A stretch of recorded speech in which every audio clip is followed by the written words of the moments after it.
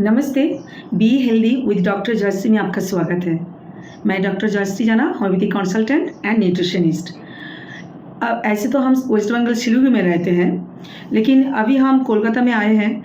तो यहाँ कॉम्पेरेटिवली सिलीगुड़ी से यहाँ ज़्यादा गर्मी है, और ऐसे तो अभी गर्मी का मौसम स्टार्ट ही हो गया है। और इस गर्मी के मौसम में बहुत ही कॉमन प्रॉब्लम है डिहाइड्रेशन, और डिहाइड्रेशन के चलते बहुत कुछ प्रॉब्लम अराइज होता है, लाइफ थ्रेटनिंग भी हो जाता है। इस मौसम में ये बहुत ही इम्पॉर्टेंट वीडियो है, स्किप ना करते हुए अंत तक बने रहिए। ये डिहाइड्रेशन होता क्या है? डिहाइड्रेशन क्या है? एकदम क्लियरली कॉमन लैंग्वेज में बोला जाए तो शरीर में फ्लूइड का कमी होता है। क्या क्या कारण से डिहाइड्रेशन होता है? अभी जो गर्मी का सीजन चल रहा है, तो एक्सेस हीट वेदर, थोड़ा हॉट वेदर है, एक्सेस हीट है चारों ओर, तो इसके चलते भी हो सकता है। और अगर आपका फ्लूइड इंटेक कम करने का आदत है, आप ठीक से पानी नहीं पीते हैं, या totally as a whole fluid intake कम करते हैं, तब भी हो सकता है। या आपके शरीर में फ्लूइड इंटेक ठीक हो रहा है, लेकिन इलेक्ट्रोलाइट बैलेंस आप मेंटेन नहीं कर पा रहे हैं, तब भी हो सकता है। एक्यूट कुछ प्रॉब्लम, डिजीज़ कंडीशन जैसे डायरिया, डिसेंट्री, वोमिटिंग, ये सब होने से भी आपको डिहाइड्रेशन हो सकता है। और कि बहुत ज़्यादा आउटडोर वर्क करते हैं और बहुत ज़्यादा स्वेटिंग होता है, तब उन लोगों को एक्सेस वर्क करने से या बहुत ज़्यादा स्वेटिंग होने से भी डिहाइड्रेशन हो सकता है। जो लोगों को हार्ट या किडनी का प्रॉब्लम है, डायबिटिक मेडिसिन लेना पड़ता है, तो डायबिटिक मेडिसिन का साइड इफ़ेक्ट के तौर से भी डिहाइड्रेशन डेवलप हो सकता है। तो सिर्फ गर्मी के मौसम में नहीं, ऐसे भी ये सब कारण से डिहाइड्रेशन होता है। ये डिहाइड्रेशन जनरली 3 टाइप्स होता है। पहला वाला है हाइपोटोनिक, जहाँ आपको आपका शरीर में फ्लूइड कम होता है, वाटर बैलेंस कम होता है। हाइपरटोनिक, जहाँ आपका इलेक्ट्रोलाइट्स बैलेंस, जो इलेक्ट्रोलाइट्स जैसे मैग्नीशियम, पोटेशियम, कैल्शियम, ये सब जो इलेक्ट्रोलाइट्स है, तो ये इलेक्ट्रोलाइट्स बैलेंस कम होता है, तब डिहाइड्रेशन हो सकता है।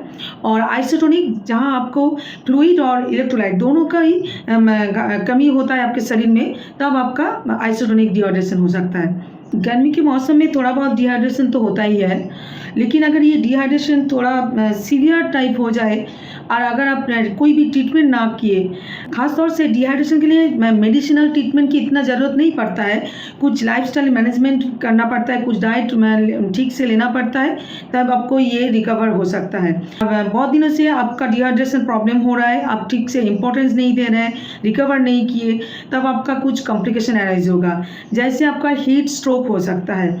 डिहाइड्रेशन के कारण आपका ब्रेन में भी फ्लूइड सर्कुलेशन कम हो जाएगा, ब्लड सर्कुलेशन में डिस्टर्ब आ जाएगा, ब्रेन स्ट्रोक भी हो सकता है।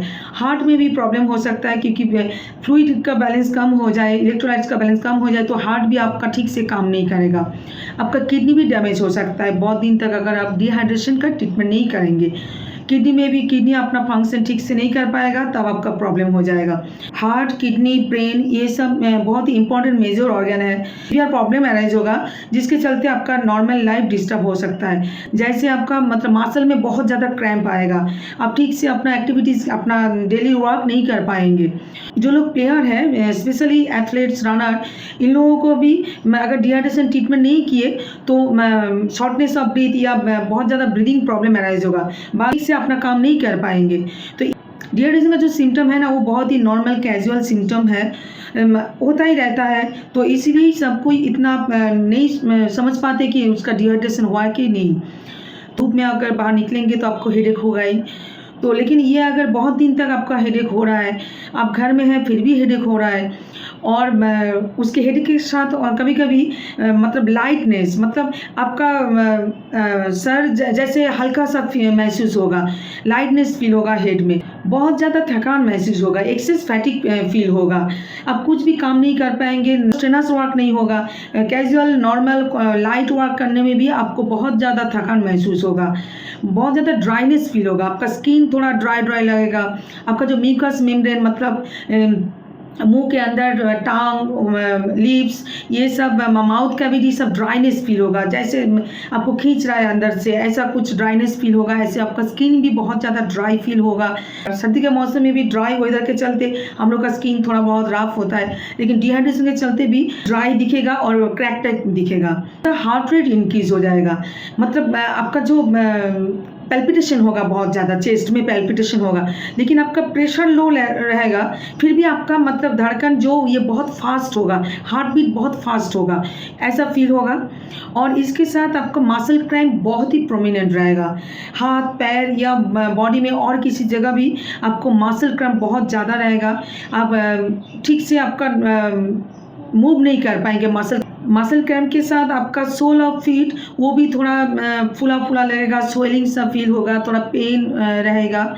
ऐसे तो नॉर्मल एडल्ट पर्सन को पूरा दिन में 24 आवर्स में 6 to 7 टाइम्स यूरिन पास करना चाहिए, या तो 2 से 2.5 लीटर पानी मतलब यूरिन पास होना चाहिए। अगर आप देखेंगे कि आपका ये क्वांटिटी आप 6 से 7 बार आप यूरिन नहीं जा रहे हैं, या तो आपको आपका मतलब क्वांटिटी देख के थोड़ा बहुत अंदाज करना पड़ेगा कि 2 से 2.5 लीटर आपका यूरिन पास आउट नहीं हो रहा है, तब आपको सोचना पड़ेगा कि शायद आपको डिहाइड्रेशन हो रहा है। और यूरिन का कलर भी थोड़ा डार्किश हो जाएगा, थोड़ा येलोइश भी हो जाएगा। ये सब फिजिकल सिम्टम के साथ कुछ मेंटल सिम्टम भी अराइज होगा डिहाइड्रेशन के कारण। आपका मेंटल कन्फ्यूजन होगा, आप किसी काम में थोड़ा इतना कंसंट्रेट नहीं कर पाएंगे। आप जो काम बहुत स्मार्टली कर लेते थे, लेकिन अभी थोड़ा कुछ काम करने में कन्फ्यूजन आएगा, ये करेंगे या नहीं करेंगे, ऐसा बहुत ज़्यादा कन्फ्यूजन फील होगा। जिन लोगों का डिमेंशिया प्रॉब्लम है, उन लोगों का अगर डिहाइड्रेशन हो जाए तो डिमेंशिया का जो सिम्टम्स है वो और भी एग्रावेट होगा। डिमेंशिया में जैसे वो लोग मतलब फैंटासाइज करता है, मतलब इमेजिन करता है कि ये बैठे हैं चेयर में लेकिन सोच रहे हैं कि हम ट्रेन में जा रहे हैं, ऐसा होता है। और भूलने का भी बहुत ज़्यादा आदत होता है डिमेंशिया पेशेंट लोगों को, तो जो लग रहा है कि और भी ज़्यादा भूलने लगेंगे, खाना खा के भी बोलेंगे कि हम खाना नहीं खाए। ऐसा छोटा छोटा एग्जाम्पल हम बोल रहे हैं कि तो डिमेंशिया का जो प्रॉब्लम, ऐसे जो सिम्टम होता है ये और भी ज़्यादा बढ़ जाएगा। और डिस्टर्ब कोऑर्डिनेशन भी देखा जाता है। दूसरे लोगों से अपना मतलब ऑफिस कॉलीग हो या घर में फैमिली और दूसरे मेंबर हो, किसी के साथ इंटरेक्ट ठीक से नहीं कर पाता है। कोई बात पूछ रहा है तो उसका भी आंसर रिप्लाई देना, मतलब एक बात पूछ रहे हैं तो दूसरे आंसर दे रहे हैं, ऐसा भी होता है। ये सब कुछ एसिम्टोमेटिक डिहाइड्रेशन भी में देखा जाता है। जैसे जहाँ ये जो हम सिम्टम बोला है, ये सब सिम्टम इतना प्रोमिनेंट नहीं होता, थोड़ा बहुत रहता है लेकिन इतना प्रोमिनेंट नहीं रहता है। लेकिन कुछ लैब टेस्ट करने से भी हम लोगों को पता चल जाता है कि इन लोगों का डिहाइड्रेशन हुआ है। जैसे यूरिन का अगर आप कल्चर करेंगे तो वहाँ सोडियम लेवल कम मिलेगा। प्लाज्मा सीरम ऑस्मोलैरिटी टेस्ट में ये लेवल भी इंक्रीज करेगा। ब्लड यूरिया नाइट्रोजन भी इंक्रीज करेगा। ये सब अगर फाइंडिंग्स मिलेगा तब भी आपको डिहाइड्रेशन डायग्नोसिस हो जाएगा। खास करके अगर बच्चे लोगों का डिहाइड्रेशन हो जाए, बच्चे लोग तो इतना सिम्टम नहीं बोल पाएंगे, उसका सर दर्द हो या ड्राइनेस हो जो भी हो वो तो कुछ बोल भी नहीं पाएंगे। तो बच्चे लोगों के लिए आपको उसका जो 2-3 घंटा में अगर उसका नैपी एक बार भी नहीं भीगेगा तो आप सोचेंगे कि उसका डिहाइड्रेशन हो रहा है। वो रोएगा बच्चा लेकिन उसका आंखों से पानी नहीं निकलेगा। आप उसके साथ बात करेंगे, कुछ मतलब जैसे बच्चे लोग जैसे रिएक्शन करते हैं, आप हंस रहे हैं, बातें कर रहे हैं, वो कुछ ऐसे कुछ रिस्पॉन्स कर रहे हैं। अगर वो रिस्पॉन्स नहीं करना बंद कर दे तो बच्चे लोगों का ये सब सिम्टम अगर देखेंगे तो आप घर में मत रखिए, आप तुरंत डॉक्टर के पास ले जाइए। और एडल्ट लोगों के लिए बोलेंगे कि ये जो हेडेक, हेड लाइटनेस, ये सब जब होता है, थोड़ा बहुत ब्रीदिंग प्रॉब्लम हो रहा है या पैल्पिटेशन हो रहा है, कुछ थकान, बहुत ज़्यादा थकान महसूस हो रहा है, ये सब सिम्टम अगर आपको ORS लेने के बाद फ्लूइड इंटेक इंक्रीज किए 1-2 घंटा या एक दिन आप देखेंगे, एक दिन अगर हो गया फिर भी आपको रिलीफ नहीं मिल रहा है, तब आपका डिहाइड्रेशन थोड़ा लेवल बढ़ गया है, आपको डॉक्टर के पास जाना होगा। यहाँ तक आपको हो सकता है कि हॉस्पिटलाइज होने का भी ज़रूरत पड़े। इसलिए आप मतलब ये सब सिम्टम जानने के बाद आप प्लीज़ कॉन्शियस हो जाइए। ये ट्रीटमेंट इतना क्रिटिकल नहीं है, कुछ सर्जरी का भी बात नहीं है, इसलिए डरने की भी बात नहीं है, लेकिन कॉन्शियस रहना जरूरी है। गर्मी के मौसम में डिहाइड्रेशन बहुत कॉमन प्रॉब्लम है, लेकिन अगर हम अपना लाइफस्टाइल थोड़ा बहुत चेंज करेंगे या हम लोगों का डाइट प्लान थोड़ा बहुत मेंटेन कर पाए तो हम वादा करते हैं कि आपको डिहाइड्रेशन का प्रॉब्लम होगा ही नहीं, आपको ये सब प्रॉब्लम अराइज ही नहीं होगा। डिहाइड्रेशन को प्रिवेंट करने के लिए क्या करना पड़ेगा? अभी थोड़ा बहुत गर्मी का मौसम स्टार्ट हो जाएगा, आपको फ्लूइड इंटेक इंक्रीज करना पड़ेगा। आपको कोई प्रॉब्लम हो फिर आप कि कोई बताए, डॉक्टर बताए फिर आप पिएंगे, ऐसा नहीं, आपको खुद का भी आदत डालना पड़ेगा। ऐसे तो 2-3 लीटर पानी पीना कॉमन बात है, लेकिन जहाँ ज़्यादा गर्मी होता है, टेम्परेचर बहुत ज़्यादा हाई होता है, वहाँ आपको 4 से 5 लीटर पानी पीना ही है। ज़्यादा पानी पीना है, फ्लूइड इंटेक इंक्रीज़ करना है, लेकिन ये 8 लीटर से ज़्यादा नहीं। मैं अगर 8 लीटर से आप ज़्यादा पानी पिएँगे तब आपका पानी ज़्यादा पीने से भी कुछ प्रॉब्लम अराइज़ हो जाएगा। आप जहाँ रहते हैं, ये आपका डेली वर्क बहुत ज़्यादा ऐसे स्ट्रेनर्स वर्क करते हैं, आउटडोर वर्क करते हैं, आपको बहुत ज़्यादा पसीना आता है, 5 लीटर तक पानी पी सकते हैं। और सिर्फ पानी नहीं, आप जब बाहर जाएँगे या बाहर से काम से लौटेंगे, ओआरएस लेने का हैबिट कीजिए। और अगर आपको बहुत ज़्यादा देर तक आउटडोर वर्क करना पड़े, सन हीट में काम करना पड़े, तब आप ओआरएस बना के ले जाइए। ऐसे मतलब पाउच तो मिलता ही है दुकान में, वो भी ला सकते हैं। या और घर में बनाने के लिए आपको 1 लीटर पीने के पानी में 6 छोटा चम्मच शुगर और हाफ टी स्पून सॉल्ट आपको मिलाना है। ये मिला के अच्छे से घोल के रखिए और बार-बार सिप करते रहिए जब आप बाहर काम करेंगे। गर्मी के मौसम में भी एक्सरसाइज बंद मत कीजिए, आप कीजिए, लेकिन बीच-बीच में आप ऐसे ओआरएस या कोई जूस या कुछ ऐसे ही पानी आप लेते रहिए। आप बार्ली का घोल भी बना सकते हैं। जो बार्ली होता है, ऐसे वो पैकेट आपको दुकान में मिल जाएगा। 1 कप बार्ली और 6 कप्स आपका पीने का पानी, उसके साथ आप ये घोल पतला घोल बना के रखिए बोतल में, या आपका कुछ कंटेनर, पीने का पानी का जो कंटेनर है उसमें आप बना के रखिए। और ये इसके साथ आप थोड़ा बहुत ब्लैक सॉल्ट और नींबू का जूस अगर दे देंगे, वो भी आप, नींबू में भी है विटामिन सी, एंटीऑक्सीडेंट, तो ये भी आपका बहुत मतलब आपका सारी गर्मी में जो सूखा फील होता है, आपके शरीर को और ज़्यादा फ्रेश फील करेगा। राइस वाटर भी बहुत बढ़िया चीज़ है, इसको कांजी पानी भी बोला जाता है। ऐसे तो मतलब अर्बन एरिया मतलब शहरों में इतना नहीं यूज़ करते हैं, लेकिन गांव में या जो लोग बहुत ज़्यादा बाहर काम करते हैं उन लोगों को बहुत ज़्यादा पता है, क्योंकि उन लोगों के पास और ज़्यादा ऑप्शन नहीं होता है। तो इसीलिए ये राइस वाटर बनाने के लिए क्या करते हैं कि आप आज जो राइस चावल बनाएं, कुछ चावल आप एक्स्ट्रा बना के रखिए। दोपहर में आप लंच में मानो आप चावल ले लिए, थोड़ा बहुत कुक्ड चावल आप रख दीजिए, और रात को उसमें आप पीने का पानी दे के ढक के रख दीजिए। सुबह वो जो पानी होता है, वो पानी अगर सुबह आप पी के बाहर काम पे जाना है, इतना कुछ खाने का मन नहीं कर रहा है, वो पानी आप ले सकते हैं। या थोड़ा बहुत चावल के साथ वो पानी अगर आप ब्लेंड करके उसके साथ थोड़ा नमक, थोड़ा नींबू का पानी रस दे के अगर एक घोल बना के भी पी के जाएंगे, तो वो आपको मतलब डिहाइड्रेशन होने से भी प्रिवेंट करेगा। थोड़ा बहुत आपका स्टोमक भी फील रहेगा, क्योंकि जो अब राइस भी थोड़ा उसके साथ ब्लेंड किए हैं, तो वो कुछ देर तक आप मतलब सुबह उठ के गर्मी में आपको खाने का मन नहीं कर रहा है, आपको काम पे जाना है, तो ये आधा ब्रेकफास्ट खाने का मन नहीं कर रहा है, तो ये भी आप पी के जा सकते हैं। और ऐसे भी अगर मतलब आप ये गर्मी के मौसम में आप बीच बीच में ये भी ले सकते हैं। कच्चा डाब वाटर होता है। डाब वाटर तो ये कुदरत का ही देन है कि एक मतलब ये एकदम नेचुरली आइसोटोनिक नेचर होता है। तो इसमें मतलब डाब वाटर सबसे बढ़िया चीज़ है। मैं ये डिहाइड्रेशन को प्रिवेंट करने के लिए, या ये गर्मी के मौसम में, तो इसमें मतलब पानी और इलेक्ट्रोलाइट्स का बैलेंस नेचुरली बहुत अच्छी तरह से रहता है। इसीलिए ये आप अगर, लेकिन इसका थोड़ा बहुत कॉस्टली होता है। रोज़ डाब वाटर पीने में सब कोई नहीं पी पाएंगे, तो लेकिन फिर भी कोशिश कीजिएगा जितना हो सके आप गर्मी के वीकली अगर 1-2 डाब आप ले पाए तो वो बहुत बढ़िया रहेगा। और बीच बीच में सब कुछ कॉस्टली चीज़ यूज़ करना पड़े ऐसा कोई बात नहीं है। जो हम बोले कि बार्ली वाटर या ये जो राइस वाटर, ये तो बहुत ही सस्ता पड़ेगा, ये आप रोज़ ले ही सकते हैं। और इसके साथ भी आप ऐड कर सकते हैं आप नींबू पानी, नींबू का जूस दे के जो पानी में थोड़ा बहुत शुगर, सॉल्ट ऐड करके। ऐसे तो शुगर इतना खाना ठीक नहीं है, लेकिन जब ये गर्मी का मौसम होता है, आपको इलेक्ट्रोलाइट बैलेंस ठीक रखने के लिए, तब आपको शुगर और नमक और पानी का कॉम्बिनेशन ये आपको ज़रूरी है। तो ये वन काइंड ऑफ ओआरएस हो जाता है। इसके साथ अगर नींबू का रस भी आप ऐड कर देंगे तो vitamin C, antioxidant full, calcium rich, तो ये भी आपको इलेक्ट्रोलाइट बैलेंस करने में बहुत बढ़िया रहेगा। ऑरेंज जूस भी आप ले सकते हैं। ये सब हम बहुत सारा ऑप्शन बता दिए। सब कुछ एक साथ लेना है ऐसा नहीं है आपको, मतलब हम बहुत सारा ऑप्शन बता दिए। आपको जो अवेलेबल होगा, जैसे आप एफर्ट कर पाएंगे, जो ले पाएंगे, आप बीच बीच में चेंज करके ये सब लेते रहिए। क्योंकि अभी गर्मी का मौसम 2-3 महीना तो बहुत ज़्यादा गर्मी रहेगा। आपको तबीयत ठीक रखने के लिए आपको बाहर काम भी करना है, घर का काम भी करना है, तो डिहाइड्रेशन ना हो, इसका कॉम्प्लिकेशन अराइज ना हो, इसलिए आप ये सब करते रहिए। और ये सब लिक्विड के साथ सिर्फ पानी ज़्यादा पीने से नहीं होगा, ये हम बार बार बोलेंगे। इसीलिए फ्लूइड इंटेक इंक्रीज करना मतलब सिर्फ पानी नहीं, ये सब फ्लूइड इंटेक कीजिए।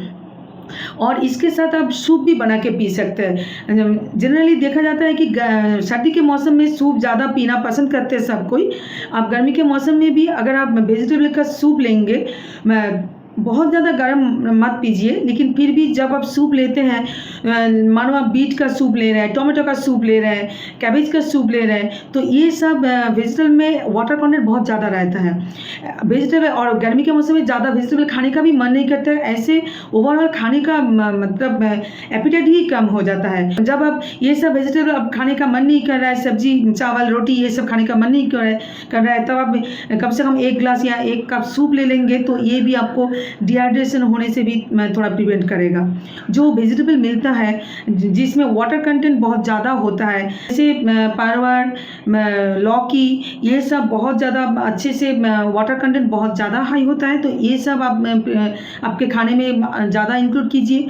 और कुछ फल जैसे वाटरमेलन, क्यूकम्बर, टोमेटो, ये सब भी आप ज़्यादा इंक्रीज़ कीजिए। तो अच्छे से सलाद लीजिए खाने के पहले या खाने के बाद। इन मील में आप बहुत ज़्यादा सलाद लीजिए, जैसे क्यूकम्बर, टोमेटोज, लेटूस, ये सब एक साथ लीजिए, ये भी आपको बहुत ज़्यादा हेल्पफुल होगा। इसके साथ हम बोलेंगे कि दही भी आपको, योगर्ट जो घर में बनाया हुआ दही, कोई फ्लेवर्ड दही नहीं, घर में बना हुआ दही अगर आप डाइट प्लान में और ज़्यादा इंक्रीज़ करेंगे, वो भी आपको बहुत बढ़िया रिजल्ट मिलेगा। और अब जो फर्मेंटेड राइस होता है, जो बंगाल में पंता भात बोला जाता है, ये भी बहुत ही हेल्थ बेनिफिट्स होता है इसका।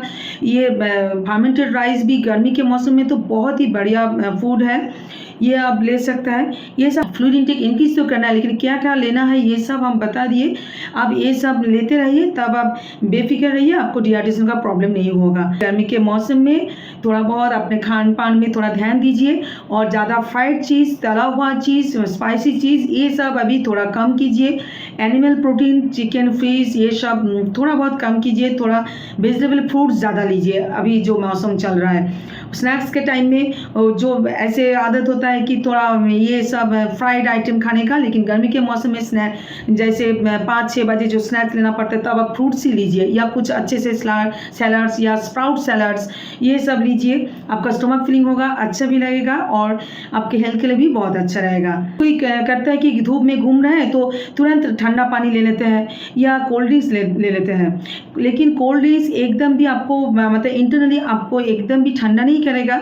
ये कार्बोनेटेड बेवरेजेस है, वो उल्टा आपको आपका डिहाइड्रेशन कर देगा आपके शरीर को। इसलिए गर्मी के मौसम में ठंडा करने के लिए, डिहाइड्रेशन को प्रिवेंट करने के लिए कभी भी कोल्ड ड्रिंक्स मत लीजिए, कोई शुगरी सोडा वाटर मत लीजिए। और फ्रूट जूस अगर लेना है तो आप घर का बना हुआ फ्रूट जूस लीजिए, या फ्रेश फ्रूट जूस जो बना के जो दुकान में फ्रेश फ्रूट जूस बना के देते हैं वो लीजिए। लेकिन वो जो कैंड फ्रूट जूस होता है जहाँ बहुत ज़्यादा शुगर होता है, ये सब मत लीजिए। या कोई सूप का पाउच जो जिसमें ज़्यादा प्रिजर्वेटिव रहता है, सॉल्ट रहता है, ये सब भी मत लीजिए। और जिन लोगों का अल्कोहल लेने का हैबिट है या स्मोकिंग का हैबिट है, वो भी आप बंद कीजिए। अगर बंद ना कर पाए, कम से कम कीजिए। जिन लोगों का ऑलरेडी एडिक्टेड हो गया, वो उसको टाइम लगेगा, लेकिन कोशिश कीजिए पूरा बंद करने के लिए। और रेगुलर जो डाइट में आप जो खाना बनाएंगे, थोड़ा लाइट प्रिपरेशन बनाइए, ज़्यादातर जूसी फ्रूट्स, जूसी वेजिटेबल, ये सब लीजिए। या आप जो भी लें उसमें वाटर कंटेंट ज़्यादा हो, ऐसा कुछ फूड आपके डाइट प्लान में इंक्लूड कीजिए। आशा करती हूँ आज का वीडियो आप सबके लिए बहुत ज़्यादा हेल्पफुल होगा। इस मौसम में आप मेरा एडवाइस मान के चलिएगा, तो आप बहुत ज़्यादा बेनिफिटेड होंगे। आज का वीडियो आपको अच्छा लगे तो प्लीज़ सबको शेयर कर दीजिए। अगर आप मेरे चैनल में आज नए हैं तो सब्सक्राइब करके बेल आइकन को प्रेस करके रखिए। जब भी हम कोई वीडियो डालेंगे आपको नोटिफिकेशन मिल जाएगा। हेल्दी रहने के लिए मेरे चैनल में disease, food, recipes, homeopathic medicine, सब कुछ का वीडियो रहेगा। आप अगर मेरे साथ जुड़े रहेंगे तो आप बहुत ज़्यादा बेनिफिटेड रहेंगे। स्वस्थ रहिए। नमस्ते।